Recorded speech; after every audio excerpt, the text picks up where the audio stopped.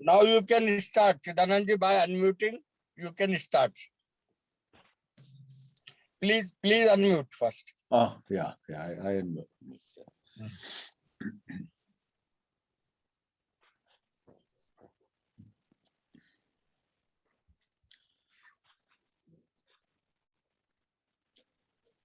Namaste. Good evening. Last week, on this Thursday, there was Diwali or Deepavali. The topic that we are going to reflect on and exchange thoughts on is what in a way Diwali highlights. The festival of lights on a higher plane of philosophy points to us the light within us. This light within us is not just a poetic expression, but has unbelievable significance actually in our life. It is not an elevating concept or a fanciful imagination of somebody. Lots of wise people, mystics over the ages have spoken of this light within us. On the Indian soil, the tradition of Upanishads talk about certain truth within us. Adi Shankara would call it our true nature. And one of the Upanishads said, it is that which sees without requiring eyes. Pashyati akarna pashyati achakshuhu. It is that which can hear without requiring ears. Shrinoti akarnaha, and so on. To complete my reference to the Upanishadic tradition, I may now itself make a reference to the very well-known metaphor of two birds on the same tree. One of the birds, representing the egoistic process in which all of us generally live, is happy at times and unhappy at a lot of other times. One of those birds, the first bird, so to say, eats the fruits on the tree, and while one or two fruits are tasty, a lot of the fruits on that tree are not tasty. That is how the egoistic process reflects in our life. Here and there we are happy, but by and large, an unending insecurity and some other negative emotions like regrets, anxiety, and so on mark the ego process in which we live. The second bird on the same tree, we will not go much into it, but just to use an important expression, is described as sitting upon a branch of that same tree where the first bird, miserable one, was, and it just looks on. It just looks on. It doesn't do anything. It doesn't jump from one branch to the another, biting a fruit here and biting a fruit there. None of those things. The second bird sits quietly in all majesty, its face radiating some inexplicable light. And the Sanskrit word goes, Abhichakashiti. You know the word Prakasha, light. Related to that word Prakasha, there is a verb, Abhichakashiti. Friends, enough of this reference to some age-old books of wisdom. All this actually points out to a certain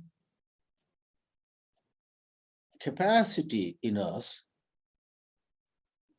and that is a unique capacity, and that is the best news we can ever get, that we can set our house in order by quietly watching what thought is doing.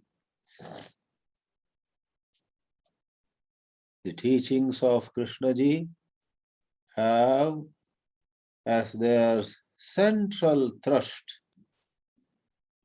the value of seeing, the value of being aware, the significance of being attentive. Call it watching, being aware, being attentive, or observing with no room for an observer. These are challenging statements or expressions. Can you observe without letting an observer arise in the scenario? It's a daunting question. In the core of the teachings, which Krishnaji himself oversaw the preparation of it, there are a couple of sentences where, to put it in my own words, it is said, one notices there is a division between the experienced and the experiencer, the observed and the observer, the thinker and the thought. One notices that there is a division between these two. And then, following a couple of those sentences, there is a very valuable statement. One very soon sees that this division is an illusion. The division between the thinker and the thought, the observer and the observed, the experiencer and the experienced, is an illusion. They are not two. There is no division between them. The observed is the observer. That's what it means, and that is startling to a lot of us. We are quite puzzled by that statement. Even people with Vedanta background are quite puzzled when J. Krishnamurti says, the observed and the observer are one. On one hand, the students of the Vedanta do appreciate any statement that says X and Y are one, because one means Advaita. They like that word, Advaita. But on the other, they also have been told in their Vedanta classes, Ghata Drashta Ghata Bhinnaha. That which sees the pot and the pot that is seen are different. That is where the puzzling dimension arises. On one hand, the seen, drishya, and the seer, drashta, or drishya and druk. I take the liberty of sprinkling a couple of Sanskrit words today, for after all of you are Indians, and these words are pretty much in all Indian languages too. Drishya is what is seen, and druk or drashta is the one that sees. Druk drishya viveka is a topic in Indian philosophies. The seen and the seer cannot be the one. That is said in a certain context. And then it is also said that absolutely there is no duality. Everything is one. Past, present, future are one. Far and near are one. Joy and sorrow are one. And it goes on and on. And it is natural that people enjoy the poetic quality of such statements. Like there is a poetic quality in, what is it, William Blake or Wordsworth? One of them said, you cannot touch a little leaf without disturbing a distant star. There's a poetic quality to it, and you and I enjoy it. A distant star, several light years away. And this leaf or this flower upon the plant in my front yard are said to be interconnected. They are all one. We appreciate that pointer to the oneness, but the intellect asks the question, how on earth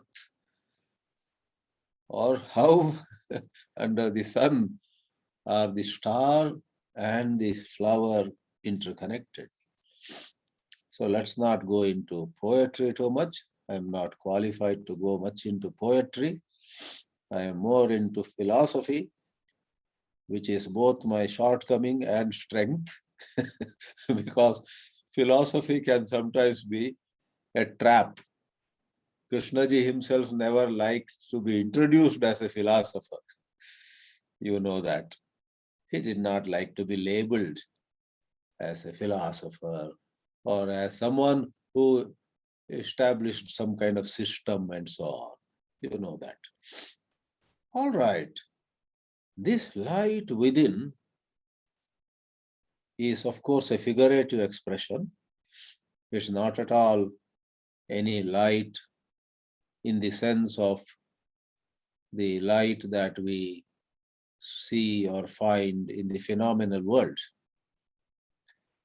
In the phenomenal world, to mention quickly, light is one particular band of electromagnetic energy, electromagnetic waves of a certain band, the lowest being red and the highest being violet. Harshadji and I both have taught physics. He has taught for decades. I have taught briefly at Rajghat Besant School, but both of us do have certain physics and maths background. So light in the phenomenal world is certain energy, and our eyes are so made that when that energy between violet and red is around, our eyes are able to what we call see objects. But this light within us is fully justified when there is a certain common denominator between the electromagnetic waves that constitute light, which enable seeing, recognizing objects. And this light within, which does a far more magnificent job. This light within can show to us our hypocrisy. This light within can show to a mighty scholar of Buddhism or Hinduism, Christianity or Sufism, no matter what. A mighty scholar who can give lectures and write books and books. Suppose he or she slows down and lets the light within her or him do its job, she or he will easily see the inmost fears and insecurities within herself, within himself. This extraordinary capacity in every one of us does not require scholarship, does not require knowledge of lots of books, does not require access to many kinds of logic and so on. Sometimes it is said, all it requires is a certain intensity to know the truth, certain unbiased position, if you may call it a position. Normally, when one takes a position, it is with certain bias, but that may be please excused as a limitation of language. When one is unbiased, then one sees not through some book, not through some system with some well-defined concepts, but one directly sees how thought, which is response of memory, which is the product of conditioning, has created a superiority feeling at times, an inferiority feeling at other times, a sense of, oh, I lost, I made a fool of myself at times. And at other times, now everybody in the town knows how great I am. All these ideas, I am big, I am small, I lost, I won, I am dying, there is no hope for me now. In this way, a wide range of notions about who I am are exposed, are shown to be mere concoctions of memories at play. And who exposes this play of the mind, play of thought? That is this light within us. A question may, of course, arise. There are some who speak on this light within them or within everybody, but we see themselves to be selfish. In any of the wisdom traditions in the world, and we cannot make an exception to the teachings of Krishnaji, among people including Swami Chidananda, who may speak on the teachings of Krishnamurti, can we say, oh, if he or she speaks so well on Krishnamurti, then he or she may be completely free of selfishness, of fear, of any regret, of any desire to become somebody. We don't see that. Those who write on Krishnaji's teachings, those who speak on Krishnaji's teachings are found to be as human as everybody else. Then is this light a mere imagination? If this light has not worked for them, is there hope for others who are not able to speak in this way? Bound to talk, bound to ask naturally. But we would humbly say, for heaven's sake, do not connect the ability to speak or write with the actual ability to see. Obviously, the teachings, Krishnaji's teachings, have emphasized seeing and not doing to such an extent that another challenging statement of Krishnaji goes, seeing is action. If there is seeing, there is action. If there is no seeing, what you call action is no action at all. The wise are able to then see inaction in action, and sometimes action in inaction. Let me not deviate. Ability to speak or write or conceptualize, read a book and then see certain beauty in those sentences, certain logical order in those sentences, and then maybe reproduce those sentences in a very neat way in the next lecture, next evening, etc.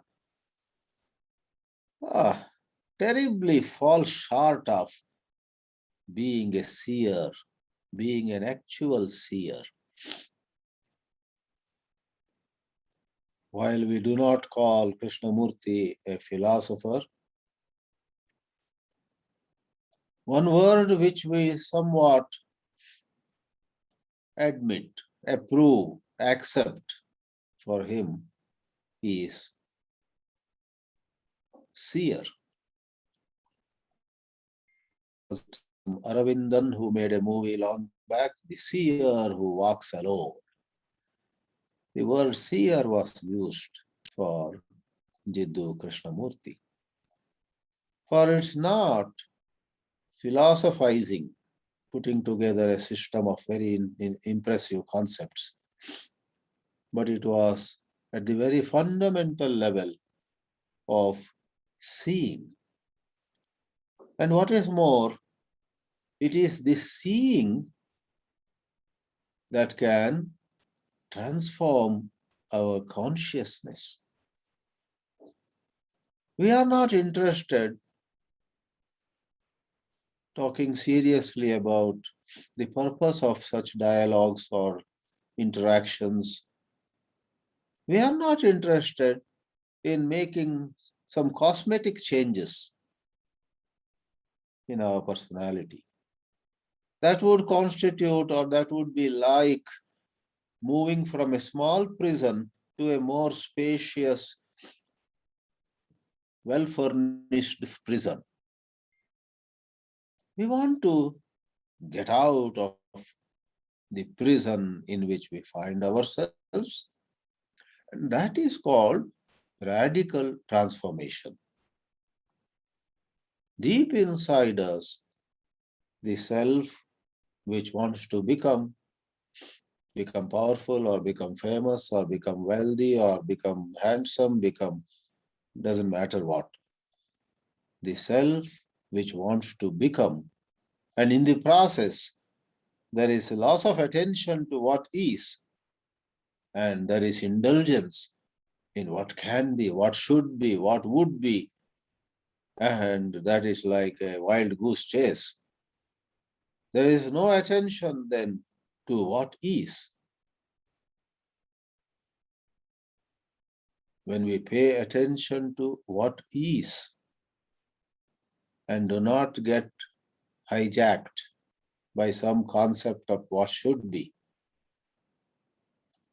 in seeing what is, transformation happens quietly, without any noise, no thunder, no lightning. Quietly, there is change of consciousness. So friends, we must be concerned with exploring the nature of this light within us.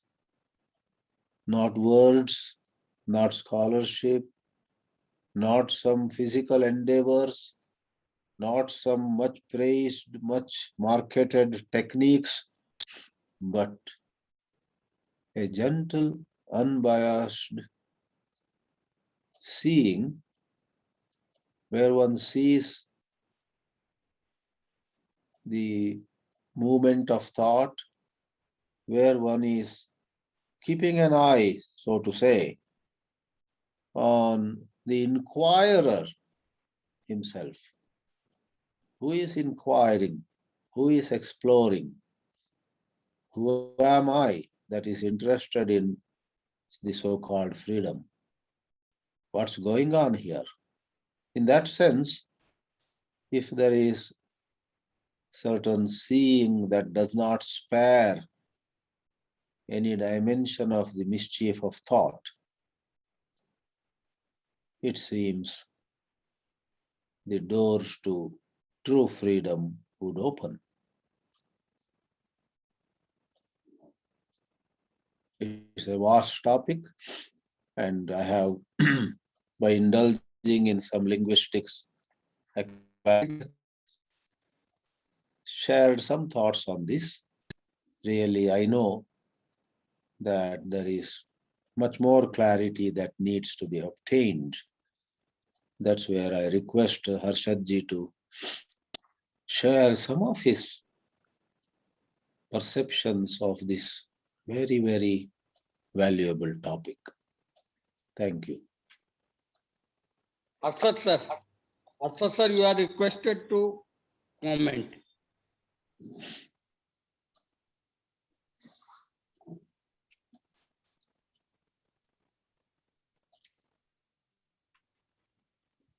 Okay, sir, your voice is not coming, sir.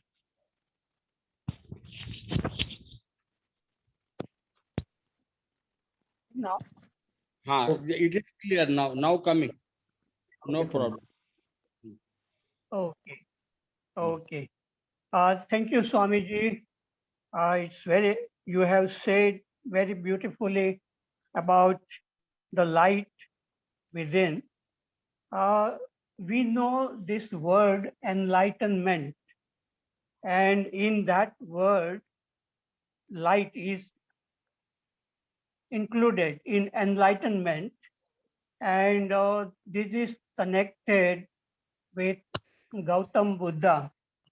One early morning, he opened his eyes and he looked at the star, morning star, and he looked with a different eyes. He had not seen such beauty in a star. He must have seen it every day, but when something happened to him within his body, within his brain, some transformation happened, it reflected in his seeing the objects outside. So there is a inner eyes are open. It is called Divya Chakshu. And normally we see with our physical eyes, and what we see, it doesn't touch us very deeply. But when there are some changes happens in the quality of our brain and the body, then everything is seen as if you are seeing for the first time. It looks very fresh, very new. And that is why Krishna ji was asking, how do you look at a tree? How do you look at the face of your friend or husband or wife? So he was indicating that there is a possibility within us, a different dimension which he called choiceless awareness. When this awareness is awakened, then everything appears very fresh, very new. And every day is a new day. One can look at the sunrise or sunset or stars or human beings or trees with a new way of looking. And that actually happened to me after reading Krishnamurti and looking within the source from where our thinking is arising.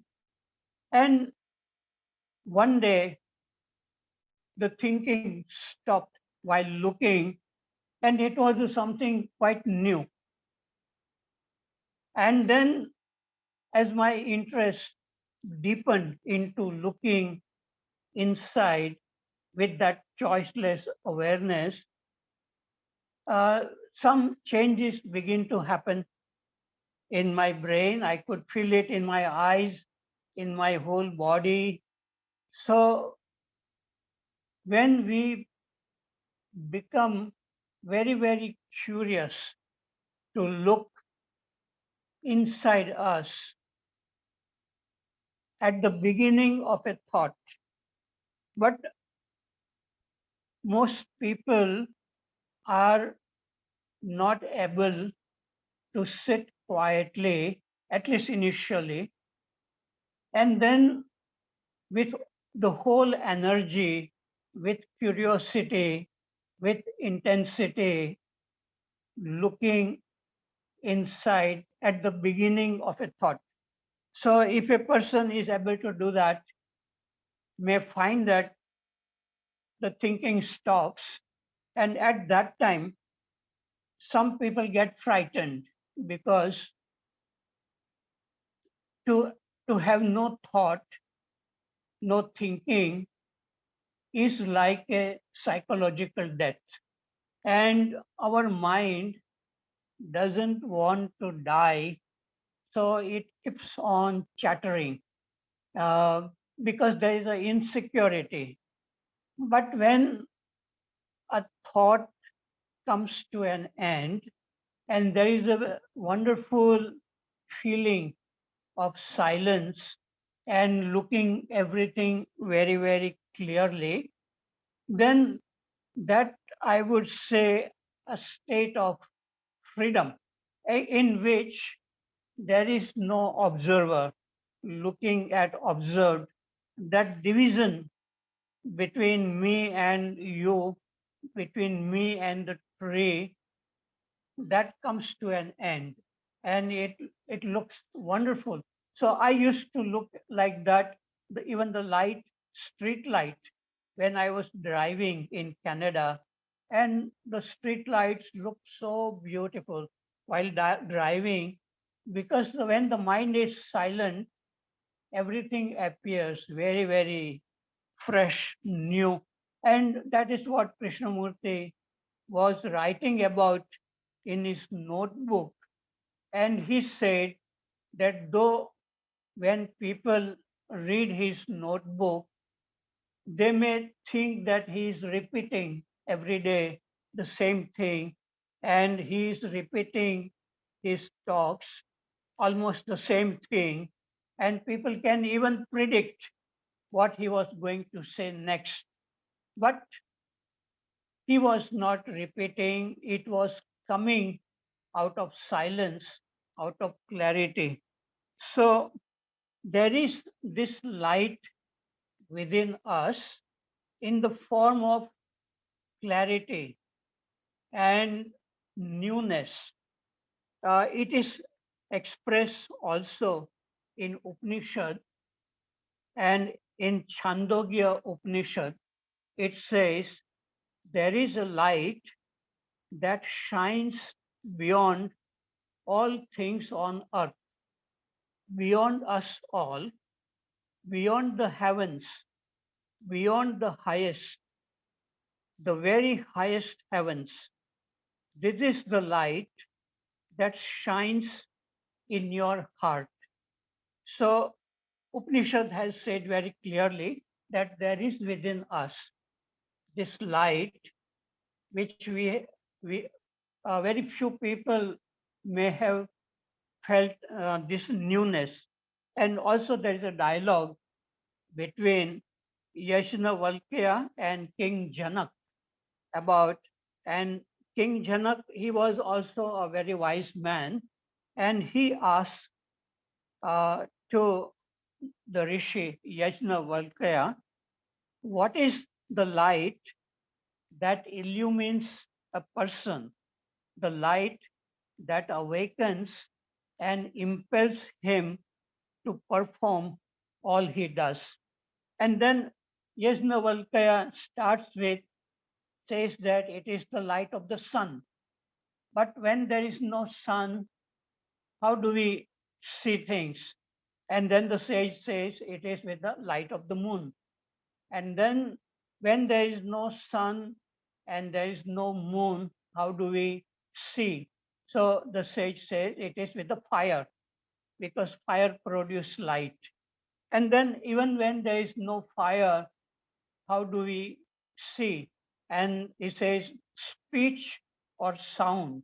Because if we are in darkness and if someone makes a sound, we know which way to go, because sound shows us in which direction to move.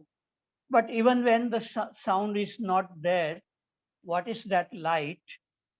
So that is the light which is true self or pure awareness, the light within the heart. So all the sages have said, Krishnaji had said, I myself feel that there is within us this awareness which has not been awakened. And so we get bored and tired with our life. We go on thinking unnecessarily. And then there are fear and loneliness and jealousy and anger. All this problem comes because this awareness is not awakened. Because when this awareness is awakened, we can see the beginning of it. And then that seeing becomes the action, and that action dissolves all our problem. And that is why Krishna ji said, in the light of awareness, all the problems created by thinking are dissolved. And so this is really true. And of course, I taught physics. There is this light through which we see the objects. That light is an energy and it is an electromagnetic wave. And the source of that light is within the atom. And within the atoms, there are electrons revolving. And when the electron goes from a lower orbit energy to the higher orbit energy, and then it comes back to its initial state of energy, it emits light. So there is that even physical light exists within us, but we are talking about a different kind of light, a light which shows us everything very clearly, not even the objects looking as if for the first time, but also the thoughts and the feelings, what they are doing. And once we are able to see it clearly, and it requires ongoing, effortless, choiceless awareness. Because actually, when anger comes and we are not aware, then the anger will multiply, we will get carried away, or jealousy or fear. And then it takes over, thinking takes over. But when this awareness is on effortlessly, it can see everything and the problems are dissolved. So this is what I have to say, that this enlightenment is a different kind of awareness, which is non-verbal awareness, because many times people say, I am aware of my thoughts, I am aware of my problems, but there is no freedom. But that word awareness is not awareness. Awareness is a non-verbal thing which can, like the other bird, one bird which Swamiji said is eating fruit, which is thinking, and the other bird which looks very, very clearly at the first bird.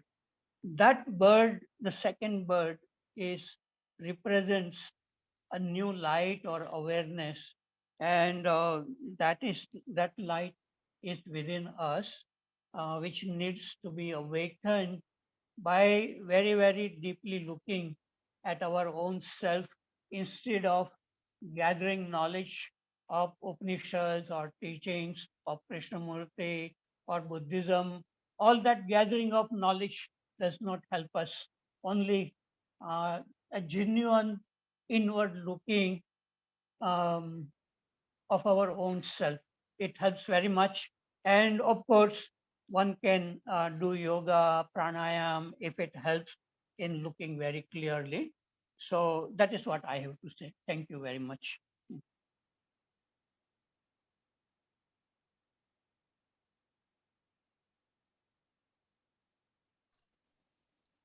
Any question?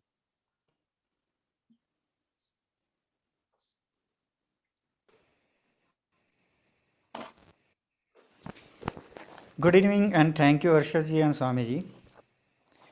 Uh, the word you use, the sentence you use for awakening of awareness is creating curiosity in me, because awareness, as I read in K books, that awareness is natural.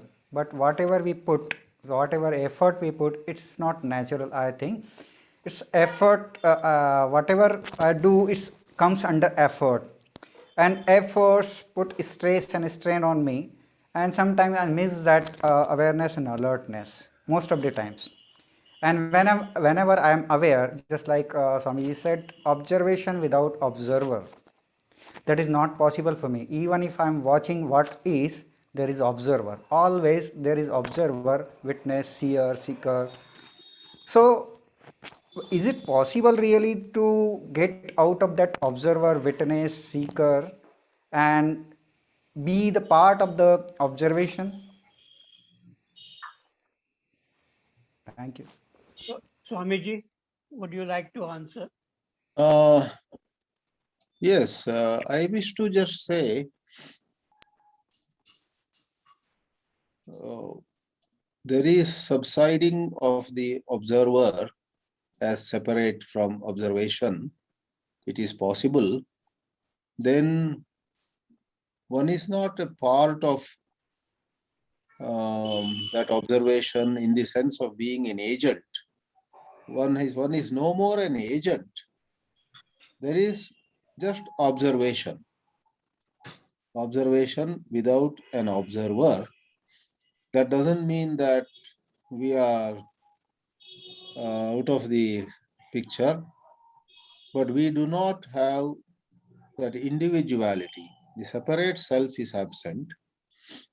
In a way, it is sometimes loosely called a state without thought, free of thoughts. And a simple example could be, it happens to all of us at times when we are watching a beautiful sunset. You know, it doesn't happen always, but sometimes we just enjoy the sunset and there is no thought of how lucky or unlucky we are in life, or how somebody insulted us in the morning, or someone may trouble us next day. So my problems, my strengths, etc., just don't rise. there is just enjoying the sunset.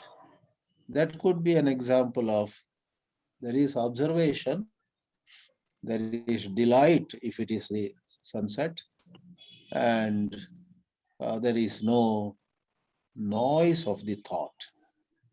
So observation without an observer is perhaps to be understood that way. I request Harshadji to add. Yeah. Uh, what he asked, Ravi asked about the effort, because he said that that effort really does not allow the thinker or the me to come to an end.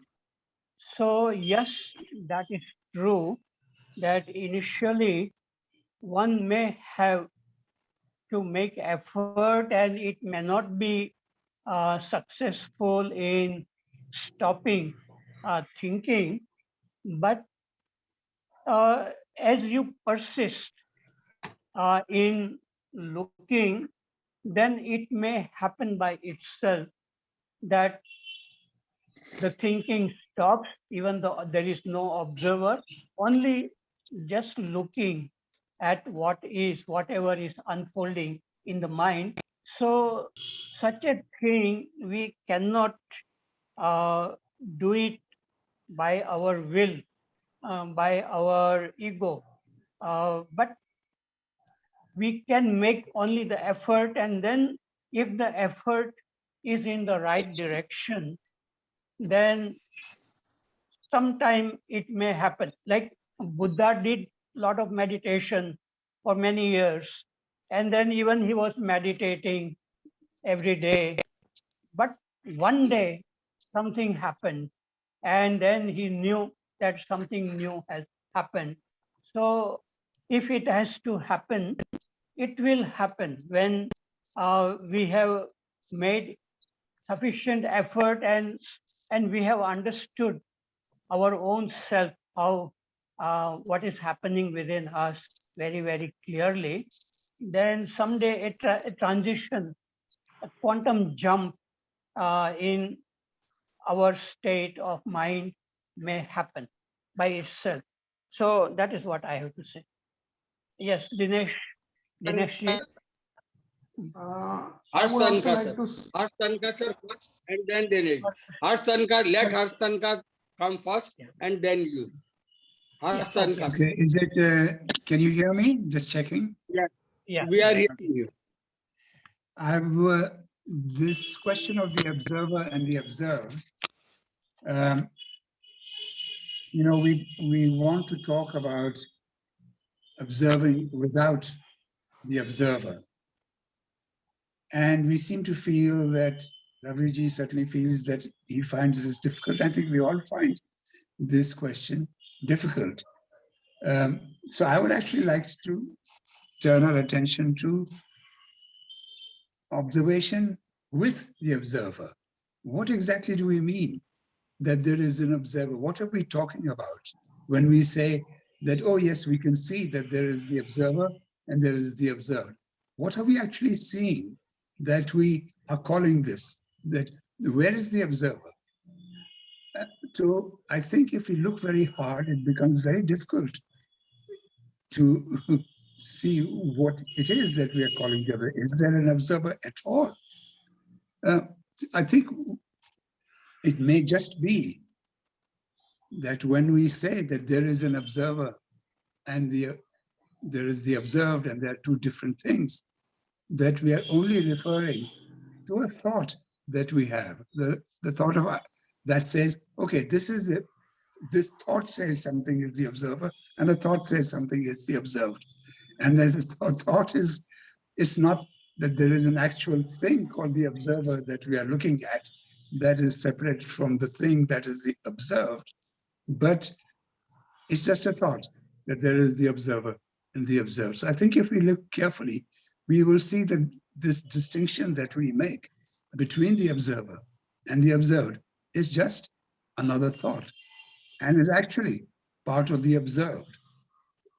anything that is we can look at is part of the observer, including the observer. It's so I think to speculate that what it is like to have a perception where there is no observer, or to feel that sometimes we can do it, or to feel that sometimes we have had that experience when there was no observer. I don't know how, but all of it seems to say that a lot of the time we are not in that state.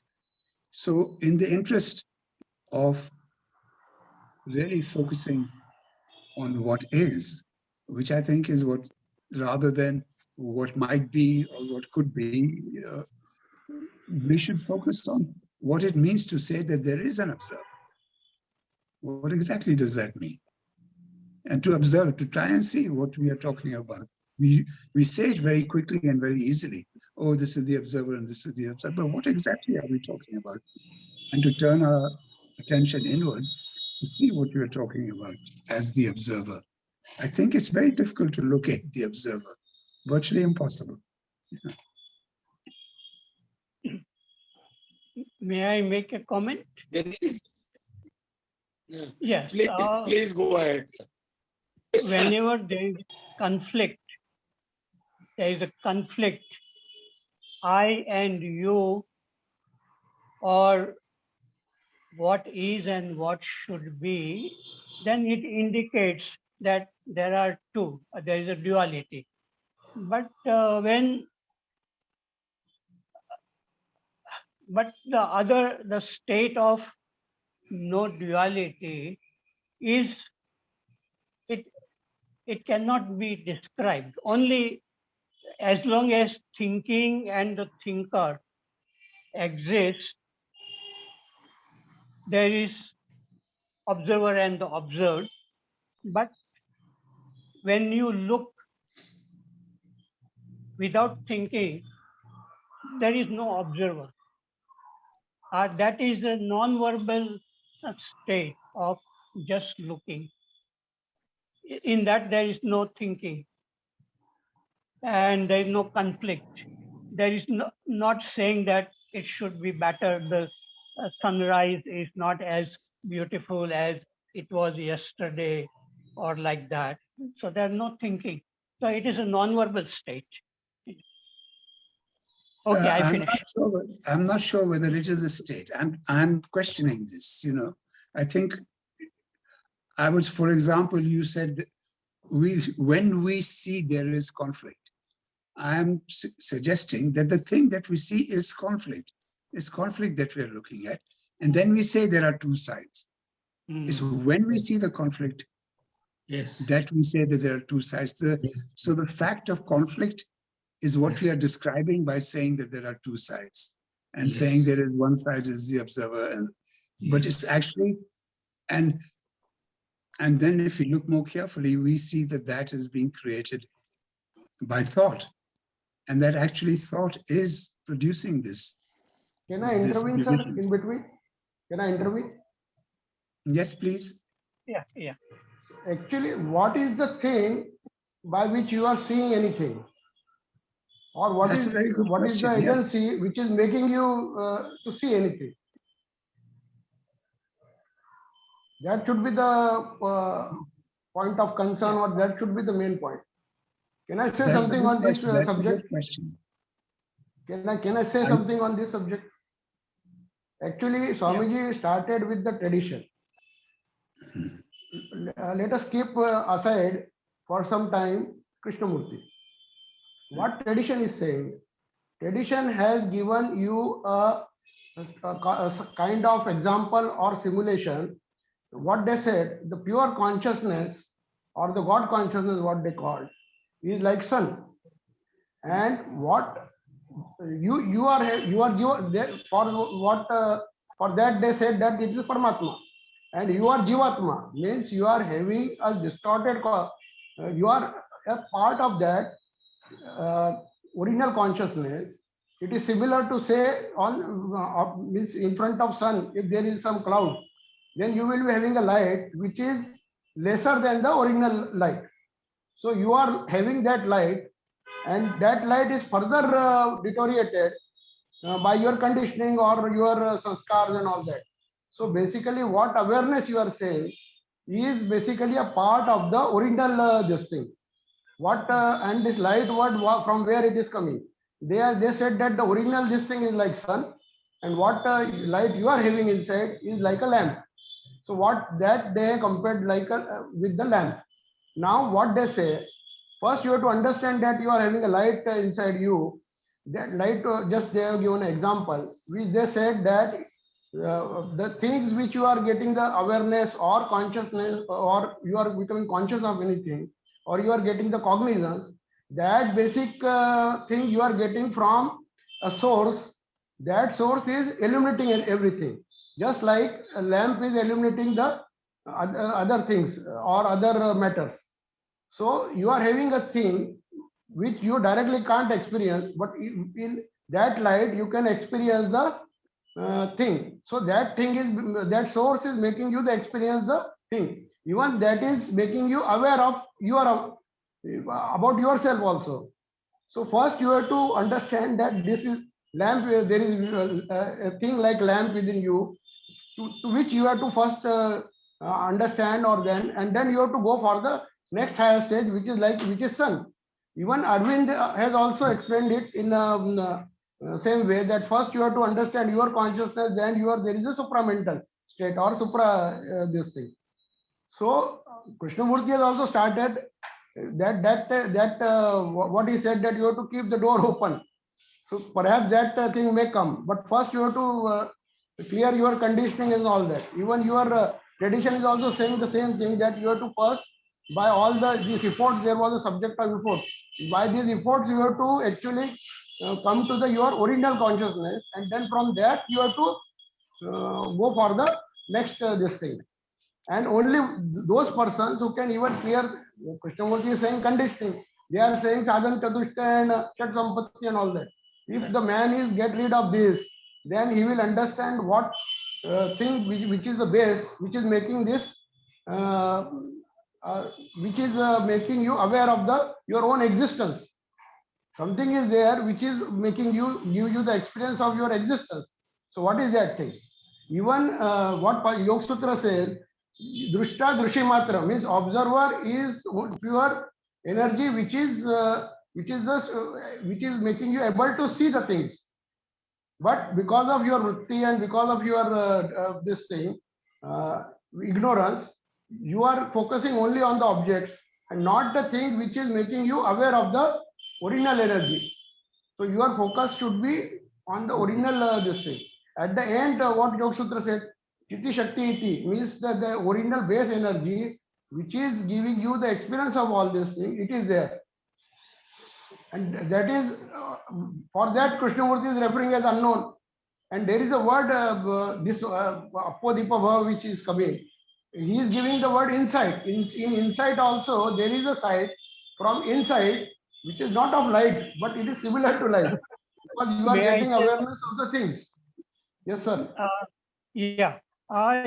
Yes, we can describe what the tradition says, what Krishnamurti says, but where do you start? Don't we start with our own life, everyday life, how these thoughts are arising, looking at it?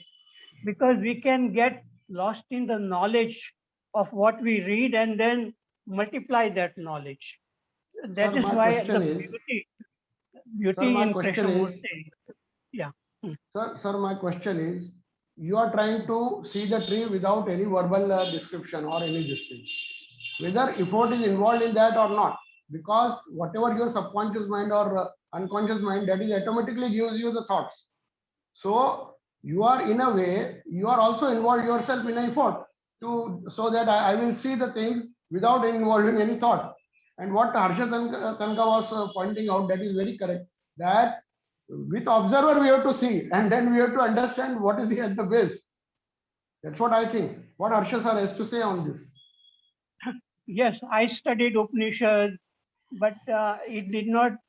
I enjoyed reading Upanishads, But then when I went to America, it did not help me. I was lost in too much thinking, too many problems. But only when I came to Krishnamurti and he was saying, where do we start?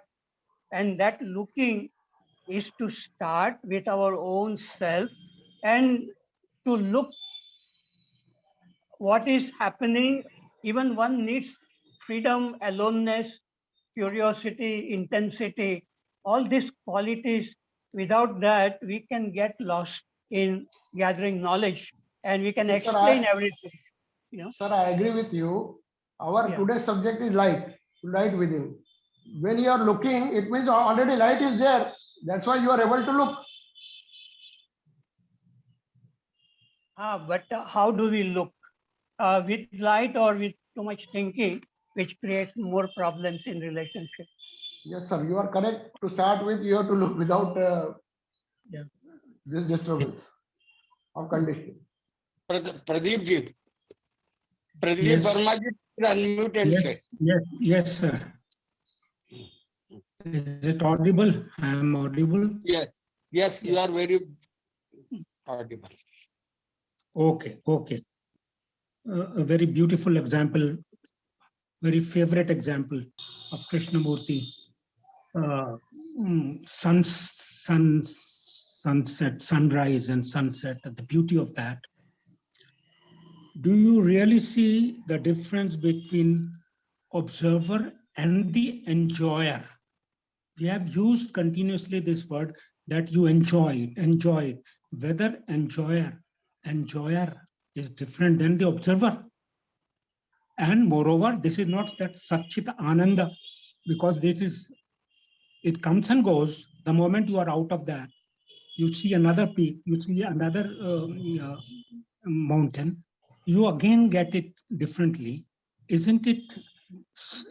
Is it different than observer? No background is required to enjoy.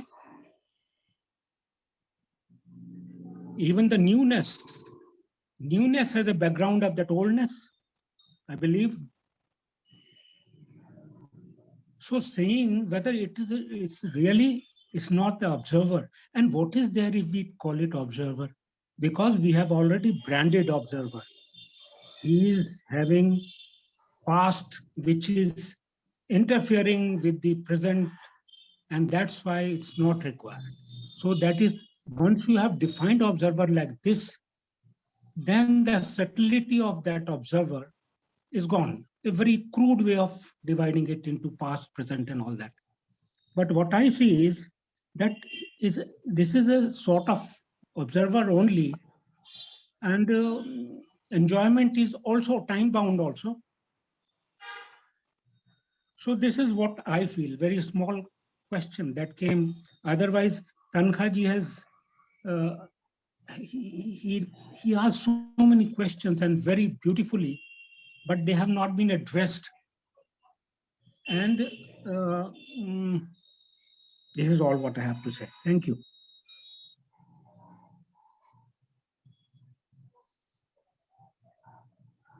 May I say something? Yes.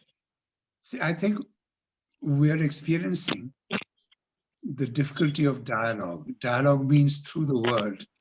Unfortunately, we have communicating through words. The trouble is, the moment you use a word like light, this light in oneself, immediately it makes you think of the sun or a lamp or in light by which we see things and so on. It makes you think of that, and that in itself carries the connotation that there is a source of light, and that the source of light is illuminating something which we then see. But perhaps we could think of it differently. We're talking about something, I won't call it light.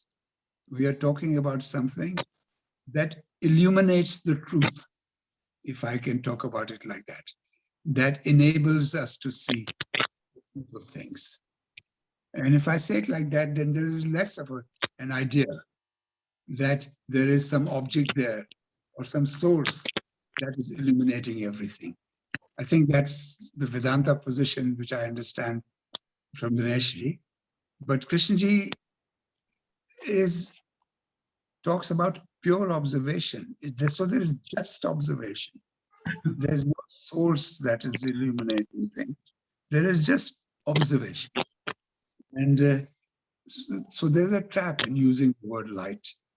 And even there's a trap in saying this light in oneself. Because that already says, oh, this is me, this is myself. Inside me, there's some kind of light. Actually, the Greeks, if you study Greek philosophy, you discover the Greeks' idea of vision was that the eyes put out the light. They actually shone this light on things. They meant slightly different thing by light. And the eyes illuminated things that allowed us to see. And so in a sense, they were also saying there's a light in oneself that illuminates things and allows us to see what they are. So it's this idea, the very statement, this light in oneself, I think has to be exploded and questioned so that we can come, each of us, to seeing what it is that enables us to see the truth of things and the entirety of things. Sir, can I say something? Krishnamurti has used the word breeze. You have to keep your window open and then there will be a breeze of that thing, other. Yes. So again, that similar example. Something This is there. trouble with words, yeah. You have to look beyond the words. You have to look at, yeah. Raviji has to say something, sir. Yeah, thank you. Actually, I had been reading many books, and Ma was reading Gita, and I had promised to myself that I will read the Gita, and I will be eligible to read that, to understand that. And in between, whenever she was reading, I was listening and questioning those meaning of those words. And later on, I came to understanding that all these holy books take you nowhere, other than creating an ego that I do more than you do know. And when somebody comes, he does know more than me, it hurts my ego. So there is one person who is lesser known, lesser than you, and there is a person who knows more than you. So you are in between. So why to rely on these books? These books are not my experience. These books written by somebody else, many people, many centuries ago, and we are creating a proud upon that. It says. I am not interested in all those. Even I am not interested in K's word.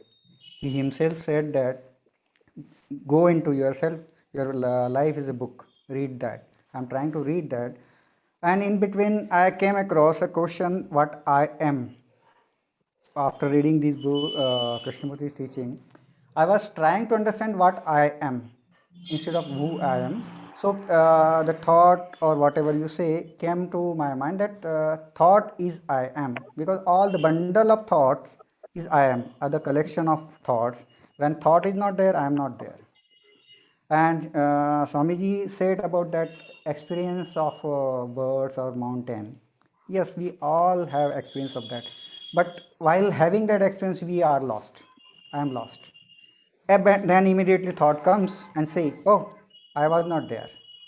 So that way we all experience that, and but that thing happens very naturally.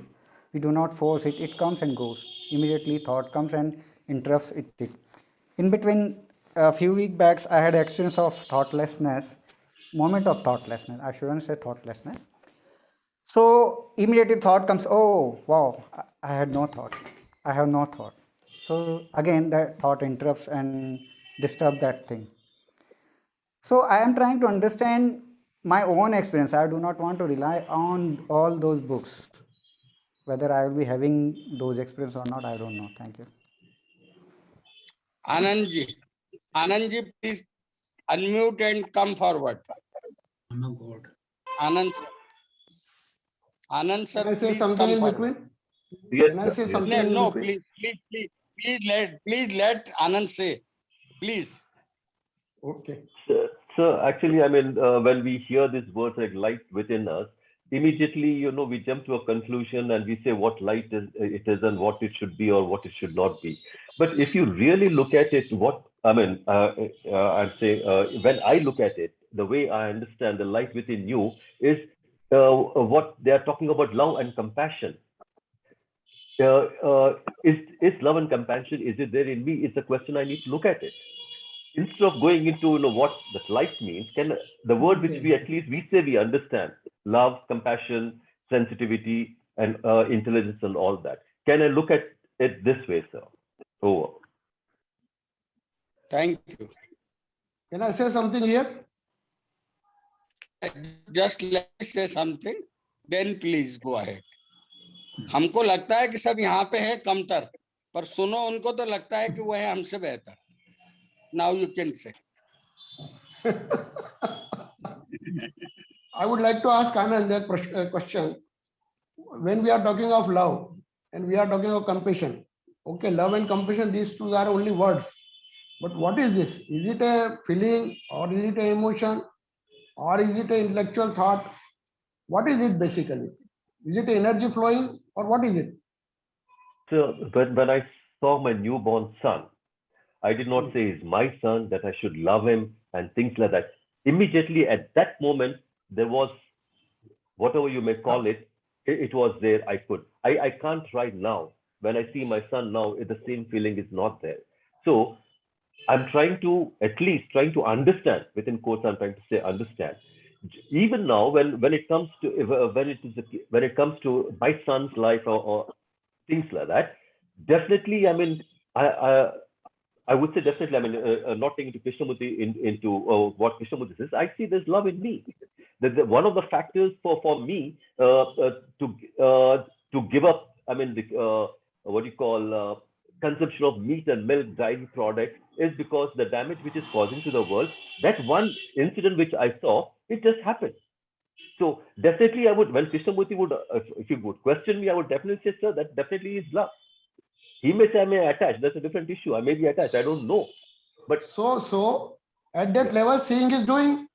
As soon as you have seen your son, immediately that thing has emerged. Now what is that thing? At that level, seeing is doing, means action is taking place immediately, automatically. So why do you have to go into the trying to explain what it is, action, perception, action that has taken place? That's how it ended. Why do I have to go back? The moment I go back into it, I'm back to my conditioning, trying to describe what it is. Isn't it so? Maybe here, Sanjeevji, he is trying to ask something. Yes, sir. But he has to unmute his microphone, I guess. At the bottom, there is a symbol, bottom left. We are unable to hear you, Sanjeevji. I think you are yet to figure out. Yeah. Yet to find out how May I to. say? If you touch your screen, Meantime, Yeah, now he's open. yeah. Okay. Yeah. Are you able to hear me? Yes. Yeah. We are able to hear. I am Sanjeev Srivastav. I think I am second time attending this meeting. I am from Dehradun. And I have contacted Mr. Harsh Tankha a couple of times. I wanted to meet him actually. So coming back to this discussion, I think that we are applying so much of our thoughts into case teachings and whatever he says about light within ourselves. But there is something which I feel that these light, what we heard of, it can be felt. It can be when there is no thought, these things can be felt. When you have a strong feeling, what is happening inside you, what is the effect of environment on us, and see that effect, feel that effect. Then and that feeling does not involve thoughts. That feeling is completely detached from thoughts, and that is thoughtless observation. When you start feeling what is happening inside us, how our body, how our sensations, how our things inside us, they are reacting to the happenings outside us. So that feeling is very, very important, which gives us a thoughtless observation. And what I see that many, all of us try to apply our thoughts, our brains so much into it, but then we have to keep that aside and start feeling it. That feeling gives us a lot of observation, lot of awareness, and that choiceless awareness comes when we keep our thoughts separate and start feeling what is happening inside us. That is what I think. Thank you Is so it much. feeling or is it Could I experience? ask you a question about that? Yeah, sure, sir. Yeah, please go ahead. Please So go ahead, are Tanka you- sir. Sorry? Are you Please go ahead. feeling Tanka. that, want me to keep quiet or are you? No, go ahead, go ahead. I'm not keeping, you are taking it otherwise. All right. Please, Tanka sir. Okay. And the question I want to ask is, are you feeling this love right now? Yeah, of course. At this moment, yeah. Yes. So then there's nothing much to talk about. Yeah, that is In there. that sense. So that Yeah. is something which emanates. There is something Yeah. which emanates when you start feeling completely your environment and everything, and there is no gap between your environment and yourself. So Yes. that at that stage, there is no gap, no difference, no conflict. Yeah. And so, but the problem will become when we try to hold on to something, so that there are times when we don't feel love, that we wish we had the love, or we are, as I think Raviji was saying, you look at, you have a time when there is no thought, and then you say, I have been thoughtless, but already the thought has come and destroyed that thoughtlessness. So the same thing happens with love too, that if you start too much to turn your attention, oh, this is love, isn't this great, isn't this wonderful? Then that already begins to destroy the quality of what you have.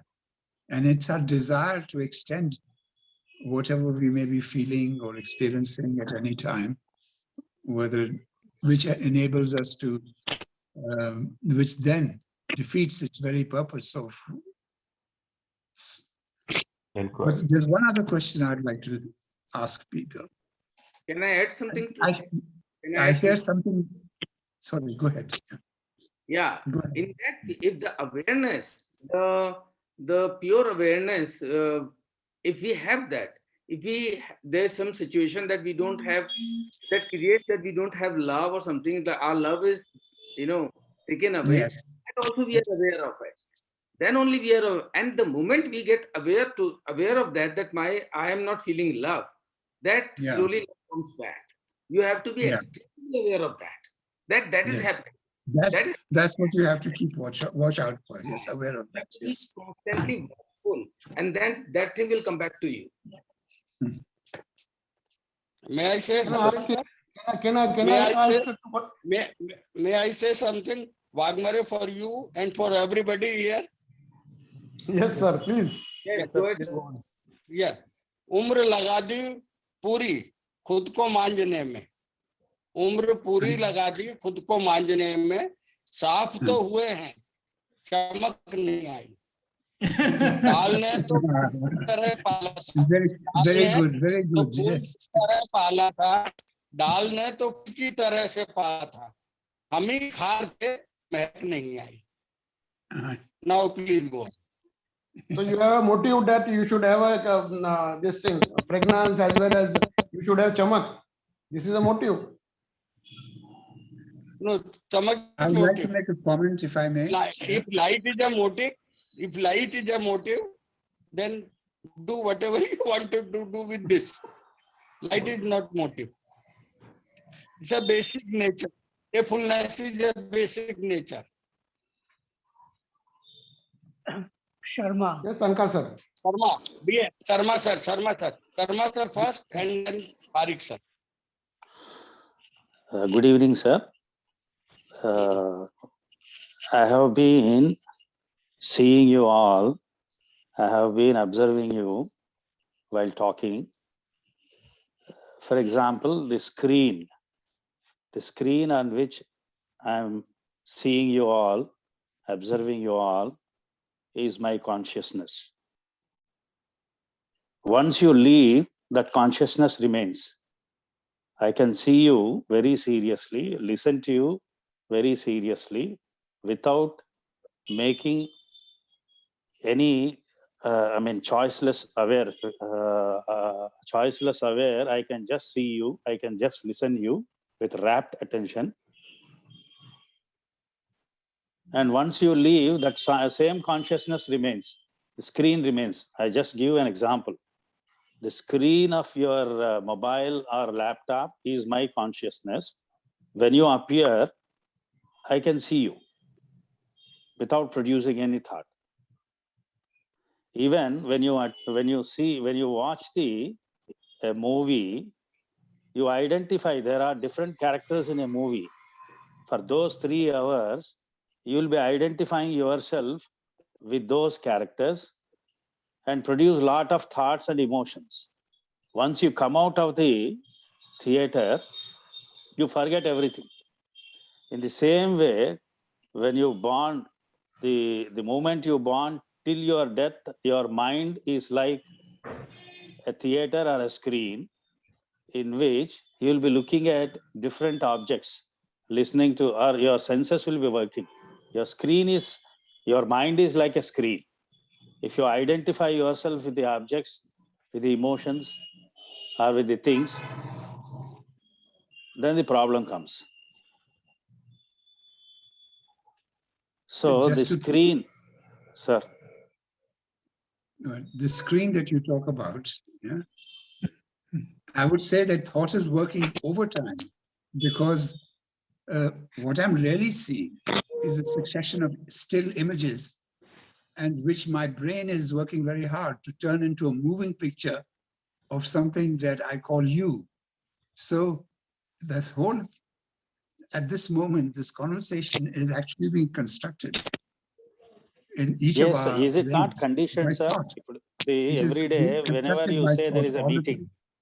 Yeah, whenever absolutely. there is a meeting, is it not Yes. conditioned that we have to attend today a meeting?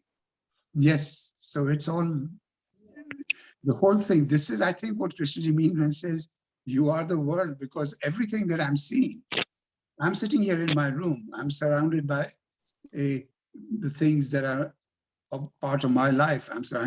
I'm looking at a screen. My mind is building up a picture of who you are and what you're like and so on that. Now, I like to say that that is you somewhere else, but what is actually happening is that all this construction is taking place. No, what I would like to add is, I can see you right now. I can see you. I can listen to you. Can you really? I'm challenging that. No, I can see the moment I see you, the moment I listen to you. I should not make any comments. I should not. His ideas are not good. I cannot accept his ideas. Yeah. He's looking ugly without questioning. Questioning, if you make an observation. So you're saying that's how we should be, that we should not interpret. What is the necessity? Yeah. What is the necessity to make a comment? Why don't you look at the people as it is? Why don't you listen? I have been listening to you all. What you said. That's it. That's it. He is bad. Don't make any comment. Don't question. You need not make any judgment. Yeah. Again, I have a motive. Can I observe that is a question, sir? Is there not a motive when I say I should not? See, it is self-inquiry. It is one's own experience. See, choiceless awareness is very important. Don't, he is ugly, he is very tall like that. Sun is, see, nature's beauty. You are also a part of nature. So you have to look at the people, listen very serious, through senses. Through senses only, we'll be doing all these things. So don't make any comment. Don't question. Don't make any comparison. Don't make any measure. Just watch him, listen him, observe him. Once you leave the screen, it's my consciousness. That's it. I don't record. I don't register. See, while talking, you may say 120 things. I just listen seriously. That's all. And one more point, what I feel, I use the thought if required, and I don't use the thought. One should know when to use, when to not. Under what conditions I need to use the thought. If necessary, I use the thought. Otherwise, I don't use it. Can I ask a time question is- here? Sir, time is over. Sorry, Wagner. Time is over. It is 7:30. We have to close it. Let it be discussed after 7 days. Is it okay? Modak, please, Okay, okay. please finish. Please Okay, finish. I will complete this. Modak sir, please finish it. Thank you, sir.